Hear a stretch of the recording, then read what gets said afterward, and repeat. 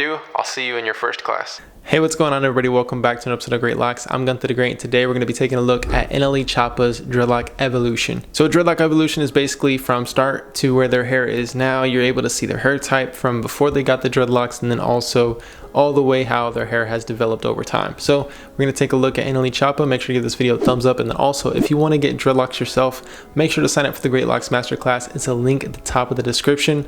And if you just want to get some tools to help your dreadlocks, make sure to pick up the locking bundle.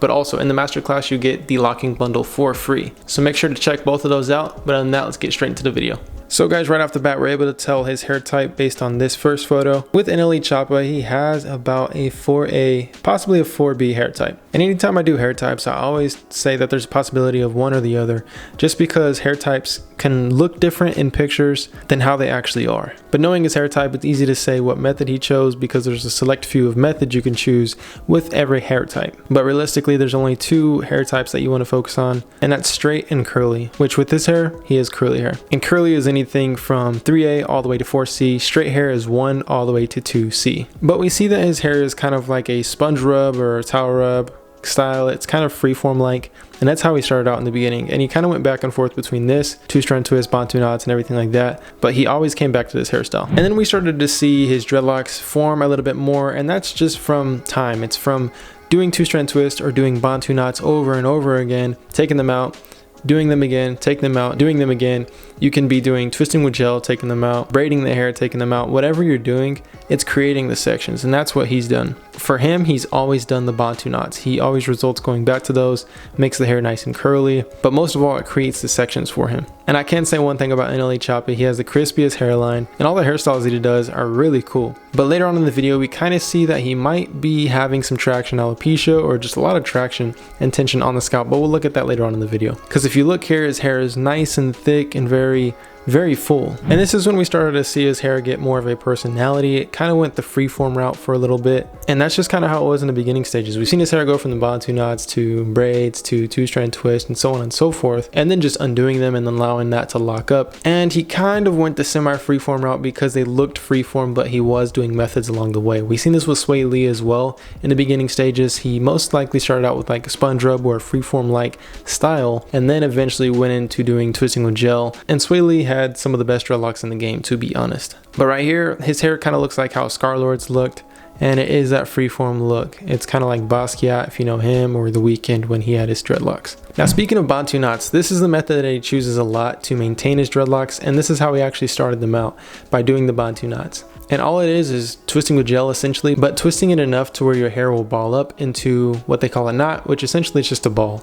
But the Bantu knots actually suit him very well, and they're actually a very suitable hairstyle for men, believe it or not. It doesn't seem like it would be a suitable hairstyle, but it's actually very cool. I've worn the Bantu knots a couple times, and it works very well on his hair, especially because of how skinny and short his dreadlocks are. And the cool thing about the Bantu knots, it almost makes it appear like you just have a normal high top fade with curly hair on top, but when you get a closer look, you can tell that he does have the Bantu knots in. And the cool thing about this style is it's maintaining your dreadlocks along the way. You know, when you do twisting with gel and you have to put the clips in, or you're doing sponge rub and you have to continue to do it, or you need a certain tool with all these other methods in order to start the dreadlocks or maintain them. With the Bantu knots, you're able to keep them in that hairstyle, and they lock up. It's kind of like two-strand twist or braiding the hair. It's a style that maintains your dreadlocks, which is very smart to do when maintaining your dreads. And if you don't like the way the Bantu knots look, then go ahead and just do braiding or two-strand twists, cornrows, plaits, whatever you choose. Those are all styles that actually help maintain your dreadlocks. Now I know this photo is actually before those other two photos, but I just wanted to show you that he's been doing Bantu knots throughout this entire process. And this picture was most likely taken after he's had Bantu knots in as well, although it's not showing. And I'm not saying that he had them immediately before this photo, but he's done them multiple times in and out. But this was around the time we started to see him get the bleach and certain dyes inside of his dreadlocks. And we've seen this with multiple rappers like Lil Pump, Lil Uzi Vert, and all these people just dye their dreadlocks different colors. And that's something that we can expect with NLE Choppa as well. And this is what his hair looks like immediately after taking out the Bantu knots, and it makes his hair look curly. And sheesh, let's just look at his hairline. His hairline is so crisp. I'm not sure if I've seen anybody else who has that crisp of a hairline, it's really cool to see a nice hairline, especially with the tapered front. And you could see how packed his hairline is and how thick his hair is right there just looking at the hairline. Which brings me on to the next photo, the the last one, which doesn't look like it would be NLE Choppa based on how thick his hair is. With his hairline being that packed out with hair and how sharp his lineup is compared to how this photo presents his hair, it seems as if he's losing thickness, and I'm not going to say that he's losing hair or anything. His hair is being twisted down to the root quite a bit, especially doing the Bantu Knots. And now with all these different hairstyles, since his hair is getting longer, this is something that I wouldn't recommend doing all the time.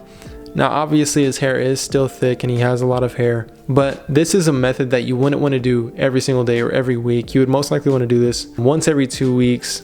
I would even recommend once a month, because you don't want your hair to get too much tension or too much traction, because then, like I said, that results in traction alopecia, which then leads to hair loss, which we see a lot, especially with women that will tie their hair back very tightly or do a bunch of braids, or people with dreadlocks who tie their hair too much and do braids, and certain hairstyles or just twist their hair too much.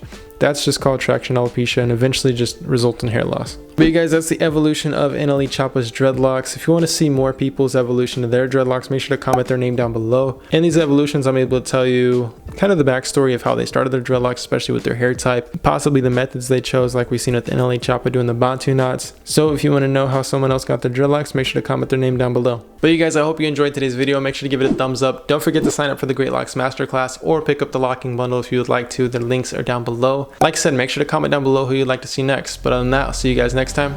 Peace.